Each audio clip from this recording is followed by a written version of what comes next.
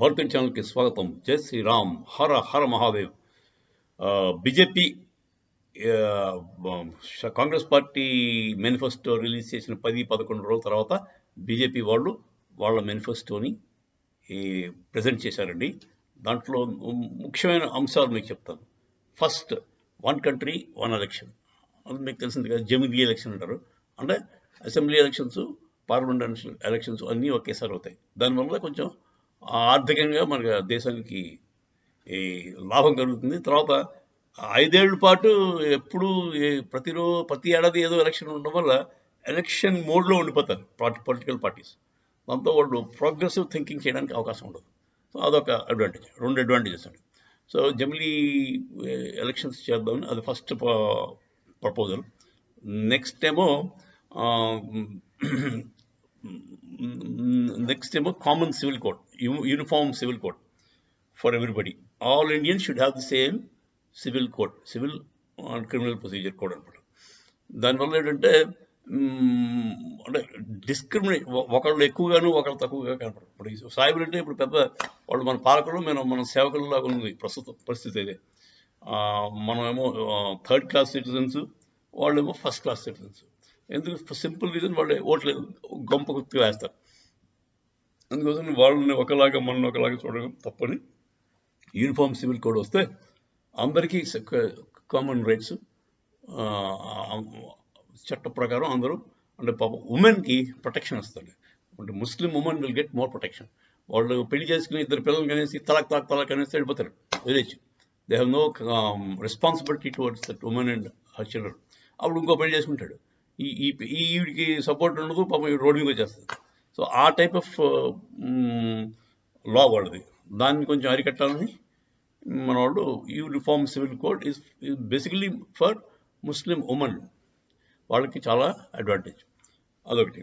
So next ఇంకోటి ఏంటంటే corruption మీద ఇప్పటిదాకా జరుగుతున్న యుద్ధం కొనసాగుతుంది. ఇంకా ఉద్రిక్తత పెంచి కరప్షన్ లేకుండా చేసి, దానివల్ల గరీబ్కి అంటే పేదవాళ్ళకి కరప్షన్ వల్ల ఇంపాక్ట్ ఎక్కువ ఉంటుంది. ఆ కరప్షన్తో పేదవాళ్ళని ఇంకా పేదవాళ్ళ కింద ఉంచుతున్నారు. Rich people are become richer and richer, అంటే కరప్ట్ పీపుల్ అన్నమాట. సో దాన్ని అరికట్టడం వల్ల పేదరికం కూడా నిర్మూలించబడుతుందని చెప్పి అతను అన్నారు, మోదీ గారు. Next 4th Vande Bharat ఎక్స్ప్రెస్లు already ఉన్నాయి, చాలా ఉన్నాయి, ఇంకా పెంచుతాం. తర్వాత ఏమో ప్రతి రాష్ట్రానికి ప్రతి అంటే east west 4 eastern railway, western railway ఉన్నాయి కదా, ఆ ప్రతి రైల్వేస్కి ఒక బుల్లెట్ ట్రైన్ శాంక్షన్ చేశారు. సో ఇవన్నీ చాలా ప్రోగ్రెసివ్ ఐడియాస్ అండి. దీన్ని కంపేర్ చేస్తే మీకు కాంగ్రెస్ వాళ్ళు దీని గురించి ఏం మాట్లాడారు. తర్వాత విచిత్రం ఏంటంటే కాంగ్రెస్ వాళ్ళు ఇంకోటి, వాళ్ళ మేనిఫెస్టోలో న్యూక్లియర్ ఆర్సనల్ని లేకుండా చేస్తారట ఇండియాకి. న్యూక్లియర్ ఆర్సనల్ లేకుండా ఇండియాకి చేయడం అంటే ఎంత ద్రోహం, దేశద్రోహం తెలుసండి మీకు అది. Next day Pakistan walk in to our country. Next day ఏమీ చేయలేరు మీరు. ఒక న్యూక్లియర్ బాంబు వేస్తాడు, నడుచుకుంటూ వచ్చేస్తాడు వెనకాల. సో అది ఎంత పనికిరాని మూర్ఖపు ఐడియావో నెహ్రూ కూడా అలాగే ఏడ్చాడు. నెహ్రూ ఏం చెప్పాడంటే, మాకు ఆర్మీ ఎందుకన్నాడు, మేము peace loving country, we don't require an army అన్నాడు. పీస్ లవింగ్ కంట్రీ నువ్వు చెప్పుకుంటే అవతలవాడు యుద్ధం చేయడం మానేస్తాడా? అవతలవాడు కూడా పీస్ లవింగ్గా ఉండాలి కదా. అసలు ఇఫ్ యూఆర్ మోదీ గారు వచ్చిన 10 ఏళ్లలోనూ ఒక్క క్రాస్ బార్డర్ ఫైరింగ్ అవ్వలేదు. చాలా తగ్గింది cross border firing in India Pakistan border. భయంకరంగా రెడ్యూస్ అయిపోయాయి. ఎందుకు? మన వాళ్ళు దృఢంగా ఉన్నారు కనుక. మీరు శాంతి బుల్లెట్ కాదు శాంతి అంటుంటే వాడు మీదకి రెచ్చిపోయి వచ్చేస్తుంటాడు. అదే ఇది. అంతకుముందు రిటాలియేషన్కి మన వాడికి అధికారం ఉండేది కాదు, మన సోల్జర్స్కి. నువ్వు అక్కడ వాళ్ళు ఏమో 10 మందిని మన వాళ్ళు లేపేసినా సరే, వీళ్ళు వెళ్ళి ముందు ఫోన్ చేసి వాళ్ళ కమాండింగ్ ఆఫీసర్ని రిక్వెస్ట్ అడిగారు, బాబు మేము ఫైర్ చేయొచ్చా లేదా, రిటాలియేషన్ ఫైర్ చేయొచ్చా లేదా అని అడిగారు. అంటే వాడు మళ్ళీ ఢిల్లీకి ఫోన్ చేసి డిఫెన్స్ మినిస్ట్రీకి లేదనుకో వాడు పర్మిషన్ తీసుకుని అప్పుడు మీరు చేయండా చేయొద్దా లేదా అలా ఉండండిరా అని చెప్పాలి. చెప్తే అలా భరించేవారు పాప మనోడు. మన సహనశీలత అంటే మన ఇండియన్ సోల్జర్స్దే. ఎంత సహనం అండి, ఎంత సహనం అండి. మేము ఎనిమిది వచ్చి గన్నుతో కాలుతున్నా మనం దాముకోవాలా, లేకపోతే ఏమనుకన్నా నవ్వుతూ కూర్చోాలి. సో అలా ఉండేది పరిస్థితి. ఇప్పుడు వాడు వాడు వాడు 4 బుల్లెట్లు కాస్తే వీళ్ళు 40 బుల్లెట్లు వేసి వాళ్ళని లేపి పారేస్తారు. అంతా 2-3 సార్లు చూశారు. ఆ తర్వాత నుంచి మానేశారు, కొత్త మానేశారు. ఎందుకంటే ఇదేదో ప్రమాదకరంగా ఉంది. సో అదండి, మనం బలంగా ఉంటే అవతల వాడు మన దగ్గర రావడానికి, మన మీద యుద్ధానికి రావడానికే భయపడతాడు. అందుకోసం మనం బలం పెంచుకోవాలి. మన మన డిఫెన్స్ క్యాలిబర్ బ్రహ్మాండంగా ఉండాలి. అది మోదీ గారు చేసిన ప్రప్రథమైన చాలా అవసరమైన పని అది. మనకి రాఫెల్ విమానాలు తెప్పించడం ఏంటి, న్యూక్లియర్ వార్ హెడ్స్ క్యారీ చేయగలిగిన విమానాలు తయారు చేయించడం ఏంటి, తర్వాత ఈవెన్ S-400 అని అంటారు కదా, అది డోమ్, అది ఐరన్ డోమ్, అంటే ఎయిర్ స్పేస్ని ఎవరైనా పెనిట్రేట్ చేస్తే ఎయిర్ డిఫెన్స్ సిస్టమ్ అంటారు. అటు నుంచి మిసైల్ కానీ, డ్రోన్ కానీ, బ్యాలిస్టిక్ మిసైల్ కానీ వచ్చినా వీళ్ళు ఆటోమేటిక్గా దీన్ని న్యూట్రలైజ్ చేస్తారు మధ్యలోనే, మన దాకా రాకుండా. సో అలాంటి air defence systems, advanced air defence systems అన్నీ కూడా S-400 అంటే అది రష్యాకు చెందిన ఎయిర్ డిఫెన్స్ సిస్టమ్. చాలా ఆధునికమైనది, చాలా టెక్నాలజికల్లీ అడ్వాన్స్డ్, చాలా అంటే ప్రూవెన్ టెక్నాలజీ. దాన్ని మన వాళ్ళు ఆర్డర్ చేశారు, అది వస్తాయి వెరీ సూన్. రష్యా వార్లో పడ్డం వల్ల రాలేదు, ఒకటే వచ్చినట్టుంది, మిగతా ఇంకా రావాలి. సో ఇలాంటి భావజాలం కానీ మోదీ గారు మన దేశాన్ని రక్షిద్దాం, ప్రజలను రక్షిద్దాం అనుకునే మోదీ గారు ఇక్కడ ఈ దేశాన్ని ఎలాగోలాగా పవర్లోకి వచ్చేద్దాం, ఆ తర్వాత ఏం చేసినా ప్రజలు ఊరుకుంటారు అని, మనం ఎంత కరప్ట్గా ఉన్నా ప్రజలు ఓటేస్తారు, లేదంటే చూస్తూ ఊరుకుంటారు అనుకునే కాంగ్రెస్ పార్టీ అక్కడ. వీళ్ళు చూస్తారా, వాళ్ళ ఆలోచన సరళే తేడాగా ఉండండి. వాళ్ళ దేశం ఏమైనా పర్లేదు, వాళ్ళకి మాత్రం ఓట్లు కావాలి. కాంగ్రెస్ పార్టీ ఒక్కొక్కడికి ₹1,00,000 ఇచ్చేస్తా ఇస్తానంటే ఆయన తక్కువ ఉందంటే ఇచ్చేస్తే మీకు అంటే ₹1,000 అయిపోతుంది, ₹1,00,000 కొనాలిపోతే. ఏమవుతుంది, ఇన్ఫ్లేషన్ ఎంత పెరుగుతుందంటే వెనిజులాగా నాకౌట్ 1-0 అంటాడు, సాయంత్రం పేపర్లో వస్తుంది.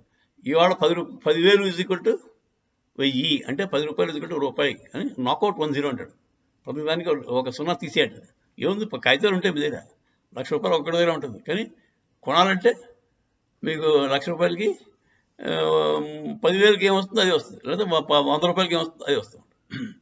సో ఈ టైప్ ఆఫ్ వేస్ట్ఫుల్, భయంకరమైన, ప్రమాదకరమైన మేనిఫెస్టో కాంగ్రెస్ వాళ్ళు ఇచ్చింది. దానికి మోదీ గారు చెప్పేదానికి ఎంత తేడా ఉందో చూడండి. దీంట్లో డెవలప్మెంట్ గురించి మాట్లాడాడు, ప్రోగ్రెస్ గురించి మాట్లాడాడు, మన పాతకాలపు అంతకుముందున్న చెత్తని కరెక్షన్ కోసం బాధపడుతున్నాడు ఆయన. అంటే UCC అన్నది ఇట్స్ కరెక్టింగ్ ద నెహ్రూయియన్ బ్లండర్స్లో ఒకటి. ముస్లిమ్స్కి ఎక్కువ ప్రిఫరెన్స్ ఇవ్వడం, వాళ్ళు ఇష్టమైన వాళ్ళు చేసుకోవడం, వాళ్ళ శరీరాల్లో వాళ్ళకి అప్లై చేస్తే మనలా మనకి ఏమిటిది, ఒక దేశంలో ఒకేలా ఉంటుంది. అంతేగాని నీకోలా నాకోలా ఉంటే కష్టం కదా. సరే, ఇదండి కాంగ్రెస్ మేనిఫెస్టోకి బీజేపీ మేనిఫెస్టోకి అంటే కళ్ళకు కనపడేటట్టుగా ఉండే డిఫరెన్స్. వాళ్ళు దేశం గురించి ఆలోచించేవాళ్ళు బీజేపీ వాళ్ళు, వాళ్ళు దేశం ఏమైనా పర్లేదు మాకు మాత్రం పవర్ ఇచ్చేయండి అనుకునేవాళ్ళు కాంగ్రెస్ వాళ్ళు. సో డబ్బులు పంచిపెట్టేసి వచ్చేస్తాడు. ఆ డబ్బులకి ఏం విలువ ఉండదు. నెక్స్ట్ డే ఆ డబ్బుల విలువ 1/10గా 100గా పడిపోతుంది. అప్పుడు ఏం చేసుకుంటారు, ₹1,00,000. ₹1,00,000 అంటే ₹100 అయిపోయింది అనమాట. ఆ ₹100 ఏం చేసుకుంటారు, నాలుగు తీసుకోవాలి మిగతా కాగితాలను. సో ఇలాంటి ప్రమాదమైన పరిస్థితులు తీసుకురావడానికి కాంగ్రెస్ వెనకాడట్లేదు. వాడి ఉద్దేశం ఒక సివిల్ వార్ తీసుకొద్దాం, కంట్రీని మొక్కలు చేద్దాం, ఒక సౌత్ ఇండియా, నార్త్ ఇండియా, నార్త్లో ఈస్ట్ ఇండియాని పెట్టుకుని మనం west, north, east, west, south 4 మొక్కల కింద ఇండియాని విడగొట్టి శత్రువులకి ఓ 2 మొక్కలు భారతత్వం, ఒక మొక్కేమో చైనా వాడికి, ఒక మొక్కేమో పాకిస్తాన్ వాడికి ఇచ్చి వాళ్ళని బలపరిచి చేద్దామని వీళ్ళ ఉద్దేశం. వాళ్ళ డెఫినెట్ అండి. చైనాతోటి కాంగ్రెస్ పార్టీ ఒప్పందం ఉంది, MOU రాసుకున్నాడు Congress party and Chinese communist party of China, CPC. So ఏం రాసుకున్నారో ఎవరికి తెలియదు, రాసుకోవడం అయితే రాసుకున్నారు. సో ఇలాంటి ఒప్పందాలే నెహ్రూ గారు కూడా ఆ టైంలో రాసుకున్నాడు. చాలా మట్టుకు మన హిమాలయాస్ రేంజెస్ చాలా మట్టుకు 60 లక్షల కిలోమీటర్లు ఎంతో అప్పచెప్పాడు అక్షయ్ చిన్న ఆ ఏరియా అంతా. ఏమనంటే అది ఎందుకు దాంట్లో ఏం గడ్డి కూడా మొదలదట. అంటే గడ్డి కూడా మొదలకపోతే అవి ఏది పడితే ఇచ్చేసుకుంటావా? గడ్డి ఆ స్ట్రాటజిక్ లొకేషన్స్ ఇవి. అది పైన ఉంటుంది, మనం కింద ఉంటాం. వాడికి మనం ఏం చేస్తాం కనపడుతూ ఉంటుంది.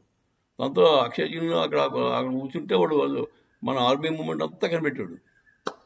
సరే, ఈ ఆ మాత్రం కామన్ సెన్స్ లేదా, లేదంటే అవసరం లేదా వాడికి ఎంతసేపు వాడు 5 స్టార్ సిగరెట్లు, 555 సిగరెట్లు, వాడికి కావాల్సిన అమ్మాయిలు ఉంటే సరిపోయేది. అంతకంటే నెహ్రూ వేరే పాపం ప్రత్యేకంగా పెద్దగా ఎక్కలేదండి. చాలా అల్ప సంతోషం. రోజుకో అమ్మాయి, వాడికి ప్యాకెట్ ఆఫ్ 555 సిగరెట్స్ ఉంటే వాడికి దేశం ఏమైనా పర్వాలేదండి, ఎంబైర్ ఆఫ్ ద వరల్డ్. సో ఇలాంటి క్యారెక్టర్స్ పిల్లర్స్ కావాలా మీకు? నెహ్రూ లాంటి, మన మోదీ గారు లాంటి మహాత్ములు కావాలా? యోగి ఆదిత్యనాథ్, మోదీ, వీళ్ళు దేశమే వాళ్ళ లక్ష్యం. దేశం కోసమే 24 గంటలు పనిచేస్తారు. 24/7 they are only living for the country. మన దేశం రక్షించడం కోసమే మోదీ గారు బతికున్నారు. మీరు కరోనా టైంలో ఆయన చేసిన ప్రపంచానికే ఉపయోగపడాడండి. ప్రపంచానికే ఫ్రీగా ఇచ్చాడు వ్యాక్సిన్స్. ఎంత ఘనమైన కార్యం అది! ఎంత పేరు వచ్చిందండి మనకి. విదేశాల్లో అతనికి పోపాయ్ జీని ప్రెసిడెంట్ వచ్చి కాళ్ళ మీద పడుతున్నాడు. ఊరికే పడతారండి వాళ్ళు అసలు చాలా చాలా స్వాభిమానం గల మనుషులండి వాళ్ళు. ఈ పోపాయ్ జీని ఆ ఏరియా వాళ్ళంతా కూడా ఈ తెల్లదాళ్ళ మీద దగ్గరికి వెళ్ళండి, దగ్గర రానివాడు.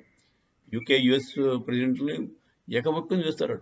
అలాంటి వాడు మన మోదీ గారి కాళ్ళకి పడ్డాడంటే అది సిన్సియర్గా పడ్డారండి, అంతేగాని ఏదో బయటకు చూపించుకోవడానికి కాదండి. సో మోదీ గారికి మిగతా వాళ్ళకి చాలా చాలా తేడా ఉందండి. ఫస్ట్ మోదీ, బీజేపీ పార్టీ కూడా ఘనమైన పార్టీ. ఆర్ఎస్ఎస్ అనేదే మేము చిన్నప్పుడు వెళ్ళాము కదా, ఎంతసేపు వాళ్ళు మన దేశం గురించి, దేశభక్తి గురించి చెప్పారండి. అఖండ భారతం, మన మన మన మన అంత పూర్వ వైభవం గురించి మాట్లాడేవారు. సో ఎంతైనా అవసరం ఉంది. మీరందరూ ఆలోచించుకోండి, మేనిఫెస్టోలు చూడండి. మేనిఫెస్టోలను బట్టి తెలిసిపోతుంది వాళ్ళ దురుద్దేశం, వీళ్ళ మంచి ఉద్దేశాలు. సో మన ఈ వందే భారత్ ట్రైన్స్ వల్ల ఎంత కనెక్టివిటీ పెరుగుతుందో మీకు అర్థం కావట్లేదు. కనెక్టివిటీ ఎక్స్ట్రాడినరీగా పెరుగుతుందండి. కనెక్టివిటీ వల్ల డెవలప్మెంట్ వస్తుందండి. ఈ కనెక్టివిటీ ఇప్పుడు 4-5 గంటల్లో వైజాగ్ నుంచి హైదరాబాద్ వెళ్ళిపోతారట. Next within they are planning for a fast track train. అది 5 అవర్స్లో హైదరాబాద్ టు వైజాగ్ వస్తుందట. మీకు అంతకంటే ఏం కావాలండి? 5 అవర్స్లో, 4 అవర్స్లో, 3 అవర్స్లో కూడా అన్నట్టున్నారు. అలా అయినప్పుడు మీకు ఏరోప్లేన్తో సమానంగా వెళ్ళిపోతుంది. ఎయిర్పోర్ట్కి వెళ్ళాలి, ఎయిర్పోర్ట్ నుంచి ఆ ఎయిర్పోర్ట్కి వెళ్ళాలి, ఆ ఎయిర్పోర్ట్ నుంచి మళ్ళీ ఆ ట్రాఫిక్లో పడి ఇంటికి వెళ్ళాలనేసరికి దానికంటే ముందు వెళ్ళిపోతారు మీరు హైదరాబాద్. సో కొంచెం రేట్ ఎక్కువ ఉంటుంది, ఆబ్వియస్లీ కాస్ట్ ఎక్కువ పడుతుంది ఇనీషియల్గా, మరి అది తప్పదు. సరే అండి, ఇది మన మోదీ గారి మేనిఫెస్టో, బీజేపీ వాళ్ళ మేనిఫెస్టో. దాన్ని కాంగ్రెస్ మేనిఫెస్టో కంపేర్ చేయండి. అది ఎంత పాసిబుల్, ఇదంతా పాసిబుల్ ఆలోచించండి. ఇది ప్రోగ్రెసివ్గా ఉంది, అదేమో ఎకానమీని షాటర్ చేసేలాగా, దేశాన్ని అంటే నిర్వీర్యం చేసేలాగా. అటామిక్ పవర్ అంత కష్టపడి మన వాళ్ళు, వాజ్పేయి గారు వీళ్ళందరూ బీజేపీ వాళ్ళే తీసుకొచ్చిన తర్వాత దాన్ని ఇలాగా నీరు కార్చేయడం ఎంత తప్పు అండి. అలా అనడం ఎంత తప్పు. ఆ ఆలోచన ఎందుకు వచ్చింది వాడికి, అది నాకు అర్థం కాదు. సో మీరు కూడా ఆలోచించండి. న్యూక్లియర్ పవర్ లేకుండా చేసేస్తాను అంటే వీడొక్కడు న్యూక్లియర్ పవర్ వదిలేస్తే ప్రపంచం అంతా బాగుపడిపోద్దా? ఎవరి మట్టికి వాళ్ళకి డిటరెన్స్ ఉండాలి. మన వాళ్ళు ఏమన్నారు, మేము ఫస్ట్ యూజ్ చేయం, ఓన్లీ యాజ్ పర్పస్ ఆఫ్ అంటే డిటరెన్స్ పెట్టుకుంటాం అని ముందే చెప్పారు. సో ఈ పనికిరాని గాంధీయన్ నాన్ వైలెన్స్ అది పెట్టుకుని దేశాన్ని అమ్మేద్దామని చూస్తున్న కాంగ్రెస్ తోటి చాలా జాగ్రత్తగా ఉండవలసిన అవసరం ఎంత ఉంది. మీరందరూ కూడా ఫర్ హెవెన్ సేక్ కాంగ్రెస్ని ఇటలీ పంపించండి. రాహుల్ గాంధీ గారికి ఏదో పెళ్ళ ఉంది పాపం, అక్కడ హ్యాపీగా ఉంటాడు. ఎందుకు వాడిని ఇక్కడ వాడికి ఇష్టం లేని పాలిటిక్స్లో పెట్టి బాధపెడతారు? వాడిని కాంగ్రెస్కి 10 కంటే తక్కువ ఎంపీ సీట్లు వచ్చేలా చూడండి. 10 కంటే మోదీ గారికి బీజేపీకి 400 వచ్చినా రాకపోయినా పర్లేదు, కానీ కాంగ్రెస్కి 10ని మించకూడదండి. డబుల్ డిజిట్ రాకుండా ఉంటే వాళ్ళకి అర్థమైపోద్ది, వాళ్ళు ఇంటికి వెళ్ళిపోతారు, ఇటలీ వాళ్ళ వాళ్ళ స్వదేశానికి వెళ్ళిపోతారు. ఆ ఉపకారం చేయండి మహాప్రభో, కాంగ్రెస్కి మంచిది అవుతుంది. రాహుల్ గాంధీ గారు పాపం పిల్లలు పాపలతో వృద్ధి చెందుతాడు. ఎక్కడో అక్కడ మన దగ్గర కాకుండా దూరంగానే సుఖంగా ఉండాలి. ఆడు ఎక్కడున్నా సుఖంగా ఉండవని మాకు కావాలి. జై శ్రీరామ్, హర హర మహాదేవ్.